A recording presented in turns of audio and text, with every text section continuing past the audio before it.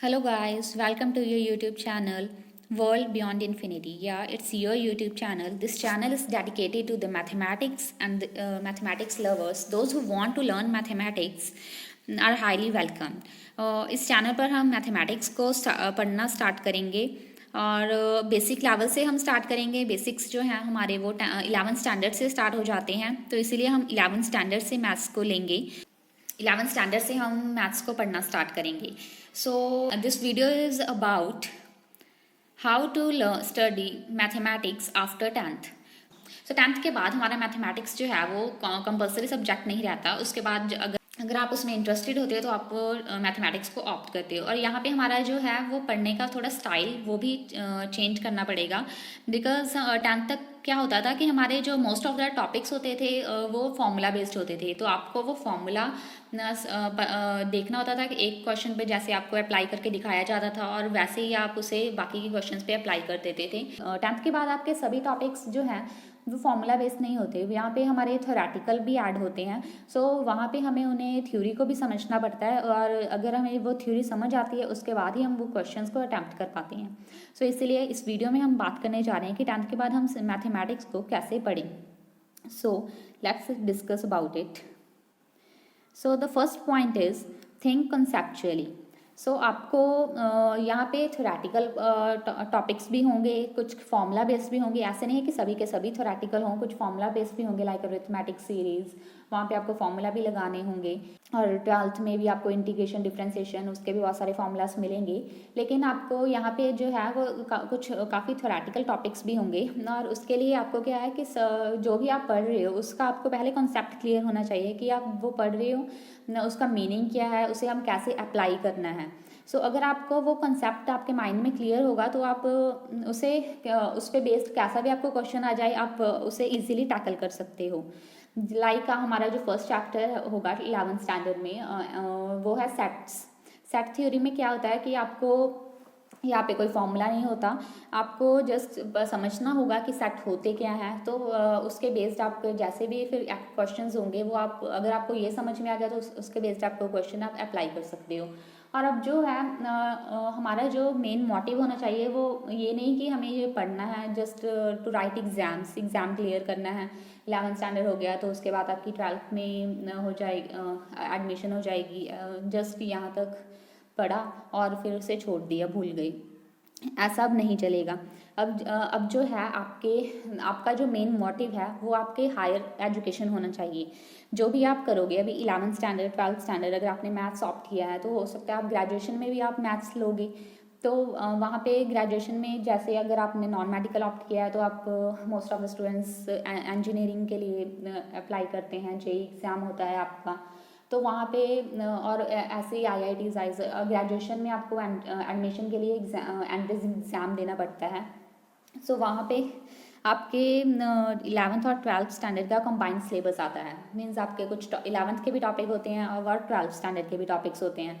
और इसलिए आपको वहाँ पे अगर आपको वो एग्ज़ाम क्रैक करना है तो अभी से आप उसकी तैयारी आपको स्टार्ट करनी होगी। मीन्स आपको अगर आप अभी से उसे कॉन्सेप्चुअली सोचोगे, कॉन्सेप्ट्स के थ्रू आप सॉल्व करोगे तो आपको वो लॉन्ग रन में हेल्प करने वाला है। तो आपका ये जस्ट एग्ज़ाम्स ही नहीं, आपका हायर स्टडीज़ में भी आपको हेल्प करने वाला है।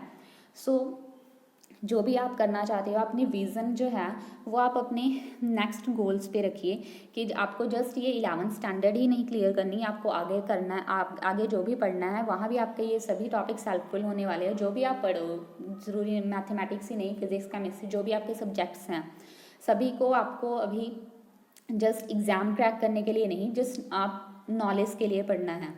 और अगर आप नॉलेज के लिए पढ़ोगे तो आपके एग्ज़ाम तो क्रैक हो ही जाएंगे। सो सबसे पहला पॉइंट तो जो हमारा वो है थिंक कॉन्सेप्ट्स को क्लियर करना। So next point is our practice.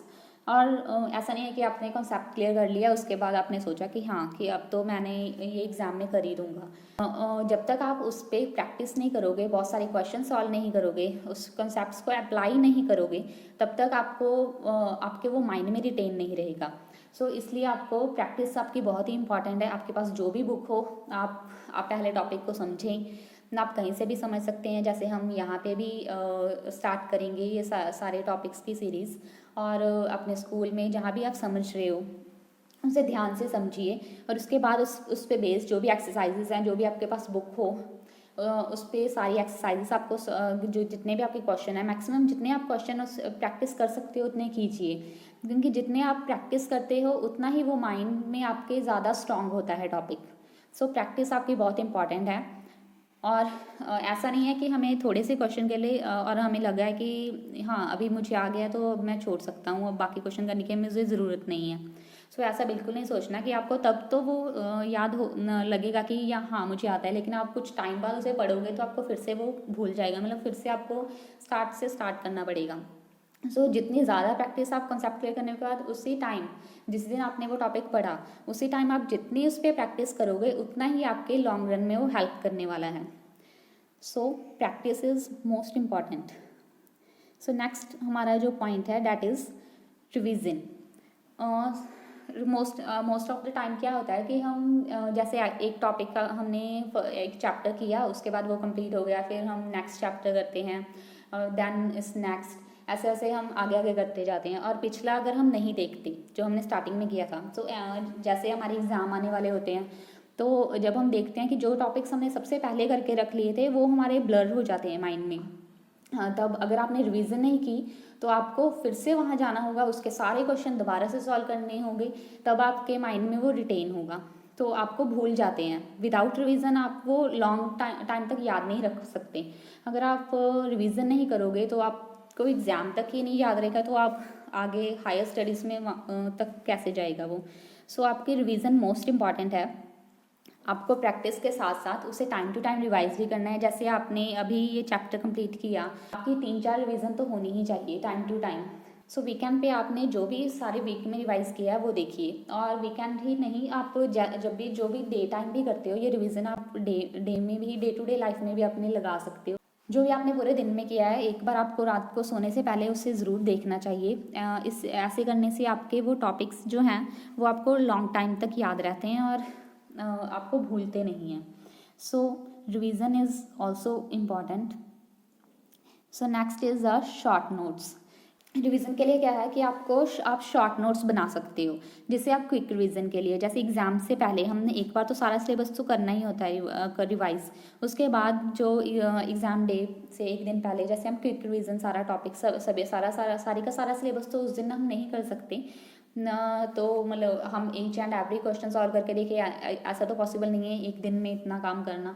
सो तब आपके शॉर्ट नोट्स बहुत हेल्प करते हैं। उस शॉर्ट नोट्स में आप कैसे प्रिपेयर कर सकते हो, आप उसमें अपने की पॉइंट्स लिख सकते हो, जो भी आपको लगे जब आप पढ़ रहे हो तो उसमें लगा कि हाँ ये पॉइंट इंपॉर्टेंट है और इसमें यही पॉइंट पे बेस्ड है ये सारा, तो आप वैसे अपने पॉइंट्स की पॉइंट्स लिखते रहिए। आप इसे कैसे भी लिख सकते हो, जैसे आपने अपने यहाँ भी सॉल्व कर रहे हो, एंड में नोटबुक के एंड में अपने टॉपिक का नेम लिखा और उसके नीचे उसके की पॉइंट लिख लिए जो इंपॉर्टेंट पॉइंट्स होते हैं। यहाँ पे अपनी अलग एक नोटबुक लगा सकते हो और आप फ्लो चार्ट्स बना सकते हो, कैसे भी करके जैसे भी आपको अच्छा लगे, आपको पढ़ने में बाद में आसानी हो क्विक रिवीजन के लिए। सो आपको शॉर्ट नोट्स भी बनाने चाहिए। सो मेन हमारा क्या है, आपको सबसे पहले तो कॉन्सेप्ट्स क्लियर करने हैं अपने, देन आपको उस कॉन्सेप्ट पे बहुत सारे क्वेश्चंस प्रैक्टिस करने हैं। जब आप प्रैक्टिस करोगे उसके बाद आपकी रिवीजन भी इक्वली इम्पॉर्टेंट है, आपको टाइम टू टाइम उसे रिवाइज करते रहना है, सो डैट ऐसा ना हो कि एग्ज़ाम से पहले जो हमने सबसे पहले किया था वो भूल जाए और फिर से हमें दोबारा से पूरा देखना पड़े।